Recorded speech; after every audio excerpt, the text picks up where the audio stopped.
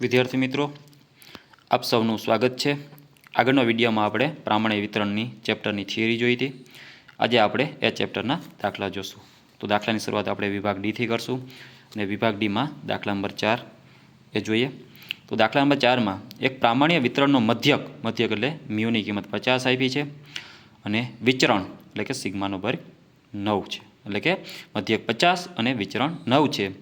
તો પ્રામાણ્ય ચલ x ની કિંમત 50 અને 53ની વચ્ચે હોવાની તેમજ પ્રામાણ્ય ચલ x ની કિંમત 47 અને 53ની વચ્ચે હોવાની સંભાવના મેળવવાની છે। તો ચાલો વિદ્યાર્થી મિત્રો, આપણે પહેલો દાખલો ગણીએ। 50 અને 53ની વચ્ચે હોવાની સંભાવના મેળવીએ। તો પહેલાં આપણે મધ્યક લખીએ, એટલે કે મ્યુ બરાબર 50 આપ્યા છે અને વિચરણ એટલે કે સિગ્માનો વર્ગ બરાબર 9 આપ્યા છે, એટલે કે સિગ્મા બરાબર શું થશે? 3 થશે। સિગ્માનો વર્ગ એટલે કે વિચરણ જે 9 છે અને સિગ્મા એટલે પ્રામાણિક વિચલન જેની કિંમત આપણે 3 મળશે, વર્ગમૂળ કાઢશું એટલે, અને સિગ્માની કિંમતની આપણે જરૂર પડશે। તો આપણે 50 થી 53 વચ્ચેની સંભાવના શોધવાની કીધી। તો એને સંકેતમાં આ રીતે લખાશે, 50 < x < 53।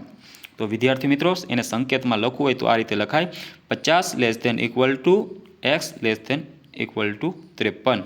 એટલે કે અહીંયા એક્સની બે કિંમતો આપી છે, 50 અને 53।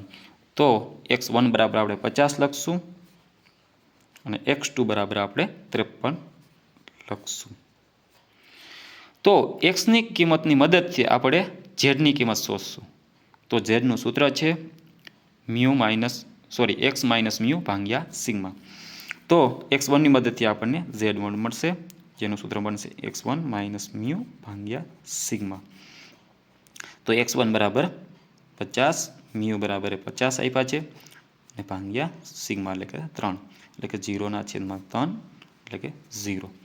એ જ રીતે z2ની કિંમત મેળવશું, એટલે કે x2 માઇનસ મ્યુ ભાગ્યા સિગ્મા। તો x2 એટલે કે 53, મ્યુ એટલે કે 50 ભાગ્યા 3 એટલે 3/3 બરાબર 1।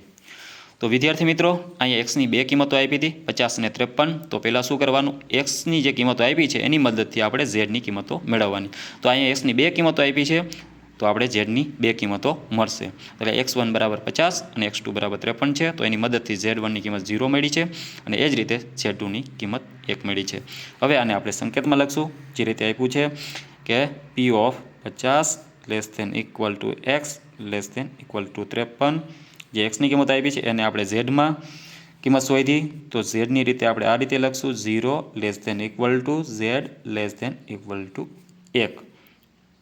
પેલી ખબર વિદ્યાર્થી મિત્રો કે આ એક્સની જે કિંમતો આપી 50 ને 53, એની મદદથી આપણે ઝેડની કિંમતો મળી 0 અને 1। તો એને સંકેતમાં આપણે ઝેડની રીતે આ રીતે લખશું। હવે આપણે પ્રામાણ્ય વક્ર દોરશું અને આ ઝેડની કિંમતોને આપણે આ વક્રમાં દર્શાવશું। તો વિદ્યાર્થી મિત્રો, સૌપ્રથમ આપણે જે એક્સની કિંમતો આપી છે એની મદદથી આપણે ઝેડની કિંમતો મેળવવાની। ઝેડની કિંમતો મળી જાય પછી આપણે એને પ્રામાણ્ય વક્રમાં દર્શાવવાની રહેશે। તો પ્રામાણ્ય વક્રમાં વચ્ચે ઝેડની કિંમત 0 હોય છે, આ બાજુ -∞ અને આ બાજુ +∞ હોય છે। એટલે કે ઝેડની કિંમતો જો પ્લસમાં આવે તો આ બાજુ દર્શાવશું, ઝેડની કિંમતો માઇનસમાં આવે તો આ બાજુ દર્શાવવાનું રહેશે। અને આ પ્રામાણ્ય વક્ર સંપૂર્ણ ઘંટાકાર હોય છે, કોઈ બાજુનો છેડો ખેંચાયેલો હોતો નથી। અને ઝેડ બરાબર 0 હોય છે, આ બાજુ -∞ અને આ બાજુ +∞। તો આપણે ઝેડની કિંમતો જે મેળવી છે એને આ વક્રમાં દર્શાવવાની રહેશે। ઝેડની કિંમતો પ્લસમાં મળે તો આ બાજુ, ઝેડની કિંમત માઇનસમાં મળે તો આ બાજુ દર્શાવવાની રહેશે। તો અહીંયા z1 0 આવ્યો તો z બરાબર 0 થશે અને z1 બરાબર 0 મળે। હવે z2ની કિંમત આપણને 1 મળી છે અને એ +1, તો પ્લસની કિંમતો આ બાજુ દર્શાવવાની રહેશે। એટલે કે z2 બરાબર અહીંયા આપણે 1 લખશું અને પછી આપણે આને ડિઝાઇન કરી દઈશું કે આટલું વચ્ચેની આપણે સંભાવના મેળવવાની છે, 0 થી 1ની વચ્ચેની સંભાવના આપણે મેળવવાની છે। હવે આપણે આની કિંમત, આની સંભાવના આપણે ઝેડ ટેબલ દ્વારા મળશે। ઓકે, તો ઝેડ ટેબલ આપણે જોઈએ, જેમાં આપણે 0થી 1 એટલે કે 1ની કિંમત આપણે છે એ મેળવવાની રહેશે. તો વિદ્યાર્થી મિત્રો આપણે ઝેડ ટેબલ જોઈએ, જે પાઠ્યપુસ્તકમાં પાછળ આપ્યું છે ટેબલ. તો વિદ્યાર્થી મિત્રો આ ઝેડ ટેબલ છે. એમાં આપણે પહેલું લાઈન જોઈએ, પહેલી લાઈનમાં તો એમાં કિંમતો આપી છે. પહેલી લાઈન જોતા જઈએ તો 0થી લઈને 0.1, 0.2, 0.4, 0.5 એ રીતે 1.1, 1.2, 1.5, 2 અને 3.5 સુધી કિંમતો આપી છે. અને આ બધી 0ની કિંમત આપી છે વિદ્યાર્થી મિત્રો. 0 એટલે કે 0.1ની કિંમત 0.0 398, આ રીતે 0.5ની કિંમત 0.1915, 1ની કિંમત 3413, 1.5ની કિંમત, આ રીતે આપણને 0માં કિંમતો આપી છે. પછી આ બાજુ જોઈએ તો 0.01, 0.02, 0.04, 0.05 એમ કરી અને 0.09 સુધી કિંમતો આપી છે. વિદ્યાર્થી મિત્રો ખાલી તમને એમ કીધું હોય કે 0.7ની કિંમતો મેળવવાની કીધી હોય ધારો કે, તો આપણે આ 0ના કોષ્ટકમાં ખાનામાં જોશું. 0.6, 0.7ની કિંમત હોય તો 0.2580. પછી તમને એમ કીધું હોય દાખલામાં કે 0.75, તો 75 એટલે કે 0.7ની લાઇનમાં 5માં જોવાનું. તો 0.75 એટલે કે 0.2734 એની કિંમત મળે. એ રીતે 1ની કિંમત 0.3413, એ રીતે 1.5ની કિંમત ધારો કે પૂછ્યું હોય તો 1ની લાઇનમાં 1.5 તો અહીંયા જોવાનું રહેશે વિદ્યાર્થી મિત્રો. 1.5ની કિંમત આપી છે 0.4332. 1.55 કીધું હોય ધારો કે વિદ્યાર્થી મિત્રો, એની કિંમત શોધવાની કીધું હોય તો 1.5ની લાઇનમાં 0.05માં જોવાનું રહેશે. તો આ રીતે આપણને કિંમતો મળશે વિદ્યાર્થી મિત્રો. એ રીતે 1.6ની કિંમત શોધવાની કીધી હોય તો આ કિંમત મળે 0.4452. ધારો કે 1.68ની કિંમત શોધવાની કીધી હોય તો 1.6ની લાઇનમાં 0.08માં જોવાનું રહેશે, એટલે કે 0.4535. એ રીતે 2ની કિંમત શોધવાની કીધી હોય ખાલી 2ની તો 0.4772. એ રીતે 2.25ની કિંમત ધારો કે શોધવાની કીધી હોય તો 2.2ની લાઇનમાં આપણે 0.05ની લાઇનમાં જોવાનું રહેશે વિદ્યાર્થી મિત્રો. કોષ્ટકની મદદથી આ રીતે કિંમતો મેળવવાની રહેશે. એ રીતે 3ની કિંમત આ રીતે વિદ્યાર્થી મિત્રો, 2.7ની કિંમતો આ રીતે મળશે. એ રીતે 2.77 કીધું હોય તો 2.7ની લાઇનમાં પછી ઉપર જોવાનું 0.7ની લાઇનમાં, તો આપણે કિંમતો મળશે 0.4972. વિદ્યાર્થી મિત્રો થોડાક દાખલા તમે ગણશો એટલે ખબર પડશે કે કઈ રીતે આપણે કોષ્ટકની મદદથી કિંમતો મેળવવાની રહેશે. અને આપણે જે દાખલો ગણીએ છીએ એમાં આપણે 1ની કિંમત મેળવવાની છે. તો 1ની કિંમત એટલે 1.0ની 3413. તો 1ની કિંમતો આપણને મળી 3413 અને એ જ આપણે કિંમત શોધવાની હતી. એટલે કે 1ની એટલે કે 0થી 1 એટલે કે 1ની કિંમત મેળવવાની હતી અને એની કિંમત કોષ્ટકમાં આપણે મેળવી છે, પાછળ આપી છે 3413. તો આનો જવાબ થયો, આની સંભાવના થઈ 50થી 53 વચ્ચેની સંભાવના કેટલી? 0.3413, જે આપણને કોષ્ટકની મદદથી મળે. ઓકે, તો વિદ્યાર્થી મિત્રો પહેલાં શું કરવાનું, એક્સની કિંમતો જે આપી હોય છે એને ઝેડની કિંમત શોધવાની એની મદદથી, એટલે કે ઝેડમાં રૂપાંતરિત કરવાની એક્સની કિંમતની મદદથી ઝેડની કિંમતો મેળવવાની. ઝેડની કિંમતો મળી જાય પછી આ રીતે આપણે લખવાનું રહેશે સંકેતમાં P of P of 50 less than equal to less than P of 50 less than equal to x less than equal to 53. એને ઝેડમાં રૂપાંતર કરી એટલે આ રીતે મળી કિંમતો અને આપણે એને પછી આવૃત્તિ વક્રમાં આ રીતે દર્શાવવાની રહેશે. અને આકૃતિ દર્શાવી અને પછી કોષ્ટકમાં જોવાનું રહેશે કે આની કિંમત કેટલી છે. ચાલો બીજો દાખલો આપણે જોઈએ, ગણીએ. તો એમાં કીધું છે બીજા દાખલામાં 47થી 53 વચ્ચેની સંભાવના. તો એને પહેલાં આપણે સંકેતમાં લઈએ, 47 લખીએ, 47થી 53 એટલે આને આ રીતે લખાશે P of 47 less than equal to x less than equal to 53. તો આને પહેલાં આ રીતે લખવાનું વિદ્યાર્થી મિત્રો, અને ઇક્વલ ટુ ફરજિયાત લખાશે. Okay, 47 less than equal to x less than equal to 53. આ રીતે આને લખાશે સંકેતમાં, પહેલાં એ રીતે લખવાનું. અહીંયા પણ એક્સની બે કિંમતો આપી છે 47 ને 53. તો પહેલાં આપણે લખીએ x1 બરાબર 47 અને x2 બરાબર 53. ચાલો હવે આપણે શું કરવાનું, એને ઝેડમાં રૂપાંતરિત કરવાનું. ઓકે, x1ની મદદથી Z1 મળશે અને x2ની મદદથી Z2 મળશે. તો અહીંયા Z1નું સૂત્ર થશે Z1 બરાબર x1 માઇનસ મ્યુ ભાગ્યા સિગ્મા. તો x1ની કિંમત છે 47 અને મ્યુ જે સ્ટાર્ટિંગમાં શરૂઆતમાં આપ્યો છે અહીંયા 50 એ જ લેવાનો રહેશે. સિગ્મા તો એ પણ શરૂઆતમાં આપ્યો છે એ જ 3. તો 47માંથી 50 ને આપણે બાદ કરીએ તો -3 આવે છેદમાં 3 એટલે જવાબ આવશે -1. તો વિદ્યાર્થી મિત્રો અહીંયા Z1ની કિંમત આપણને -1 મળી.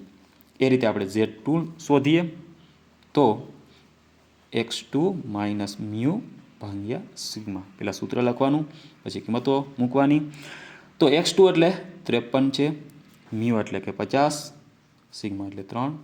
એટલે 53માંથી આપણે 50 બાદ કરીએ એટલે +3 આવે છેદમાં 3 એટલે +1 જવાબ મળે. તો વિદ્યાર્થી મિત્રો આ એક્સની કિંમતો જે આપી હતી x1 x2ની એની મદદથી આપણે Z1 અને Z2 પહેલાં શોધવાનો મેળવવાનો. તો એ મળી ગયો. તો હવે આપણને અને આપણે આ રીતે લખશું સંકેતમાં P of 47 less than equal to x less than equal to 53. આ એક્સની કિંમતો છે એની બધી ઝેડની કિંમતો મળી છે તો એને આપણે ઝેડમાં આ રીતે લખશું P of -1 less than equal to z less than equal to +1. એટલે કે -1 થી +1 વચ્ચેની આપણે સંભાવના મેળવવાની છે.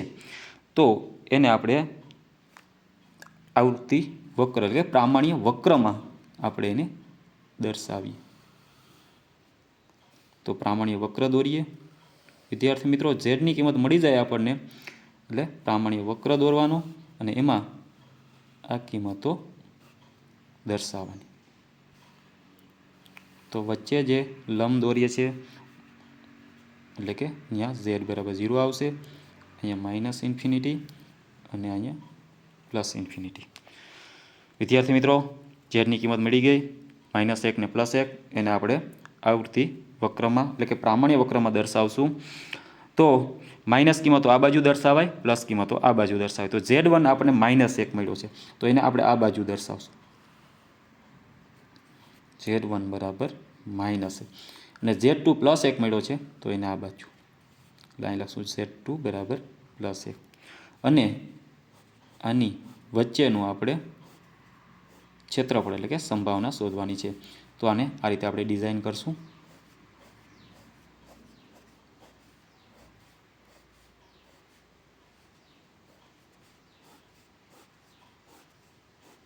મિત્રો આ એટલું જે આપણે ડિઝાઇન કર્યું છે એનું ક્ષેત્રફળ શોધવાનું છે. તો -1 થી +1 વચ્ચે વિદ્યાર્થી મિત્રો આપણે ક્ષેત્રફળ શોધવાનું છે. તો એને આપણે નીચે લખીએ ફરીથી P of 47 less than equal to x less than equal to 53 એટલે કે P of -1 less than equal to z +1.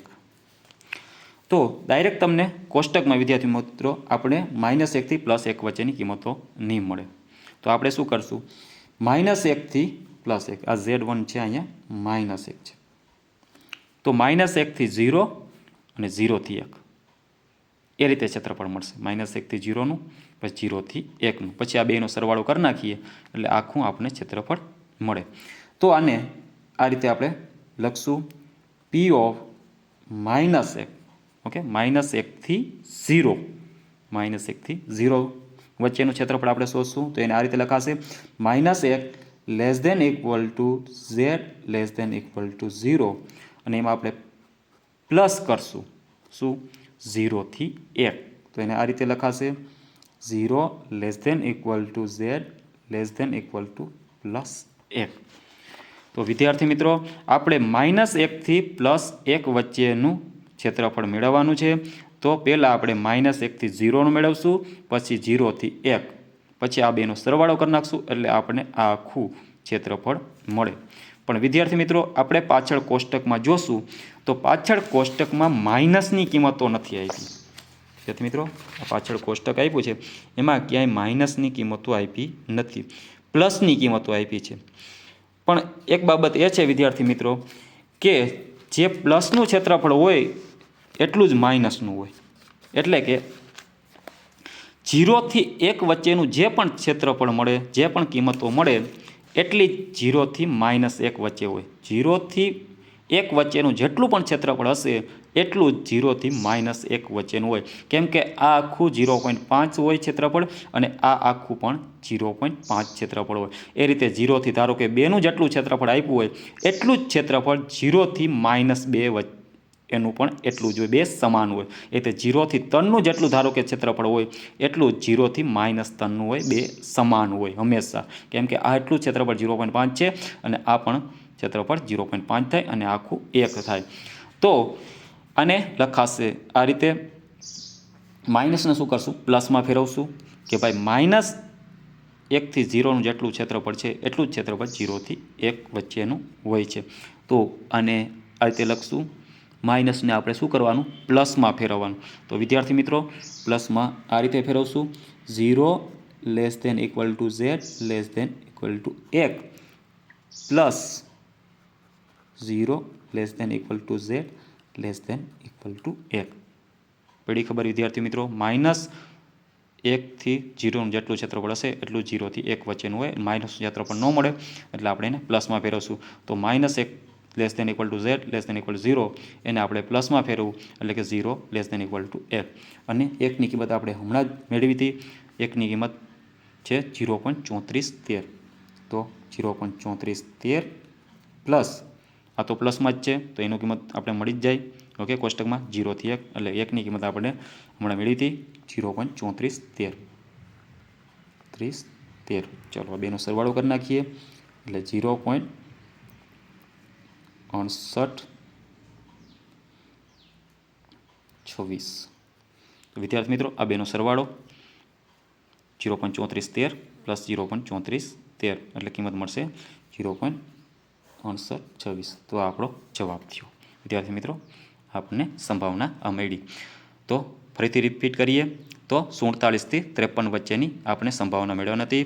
તો 47 થી 53 એટલે કે x1 આપણા માટે 47 થશે અને x2 થશે 53. એને ઝેડમાં રૂપાંતરિત કરી. ઝેડનું સૂત્ર છે x - μ / તો x1ની મદદથી z1 મળ્યો જે -1 કિંમત મળી અને એ જ રીતે x2ની મદદથી z2ની કિંમત મળી. સૂત્રમાં કિંમત મૂકી તો z1 ને -1 અને z2 +1 અને સંકેતમાં વિદ્યાર્થી મિત્રો આ રીતે લખાશે. P of 47 < x < 53 એની મત ઝેડમાં રૂપાંતરિત કરીશું એટલે -1 < z પ્લસ < 1 એટલે કે P of -1 < z < 1 એટલે કે અહીંથી અહીં સુધી આટલું લખાઈ જાય વિદ્યાર્થી મિત્રો. પછી એને આપણે પ્રામાણિક વક્રમાં દર્શાવવાનું રહેશે. +1 હતો એટલે આ બાજુ દર્શાવશું. -1 છે તો આ બાજુ દર્શાવશું. એટલે આખું ક્ષેત્રફળ હતું. આખું ક્ષેત્રફળ આપણે ડાયરેક્ટ ન મળે કોષ્ટકની મદદથી એટલે -1 થી 0 અને 0 થી 1. ઓકે, આ રીતે લખશું. પ્લસ કરશું સરવાળો. પણ -0 થી -1ની કિંમત આપણે ન મળે. -1ની કિંમત કોષ્ટકમાં નથી આપેલી. પણ -1ની કિંમત +1 જેટલી જ હોય છે. બે સમાન હોય છે. એટલે કે આ અને આ બેને સમાન કિંમતો બંનેની હોય. એટલે આપણે -1ને +1માં રૂપાંતરિત કર્યું. પછી બેનો સરવાળો કરી નાખ્યો. એટલે 1ની કિંમત કોષ્ટકમાં પાછળ આપી છે. હમણાં જોઈ હતી આપણે આગળના દાખલામાં જેની કિંમત છે 0.3413 પ્લસ 0.3413 એટલે બેનો સરવાળો કરશું એટલે 0.6826 કિંમતો મળશે. તો વિદ્યાર્થી મિત્રો જ્યારે એક્સની કિંમતો આપી હોય ત્યારે ઝેડમાં રૂપાંતરિત કરી અને આ રીતે આપણે સંભાવના મેળવવાની રહેશે. તો અહીંયા આપણો દાખલો કમ્પ્લીટ થયો. વિદ્યાર્થી મિત્રો વિડીયો જો પસંદ આવ્યો હોય તો લાઇક કરજો, કોમેન્ટ કરજો અને આપણી ચેનલને સબસ્ક્રાઈબ કરજો. એટલે આપણી ચેનલને સબસ્ક્રાઈબ કરજો. Thank you.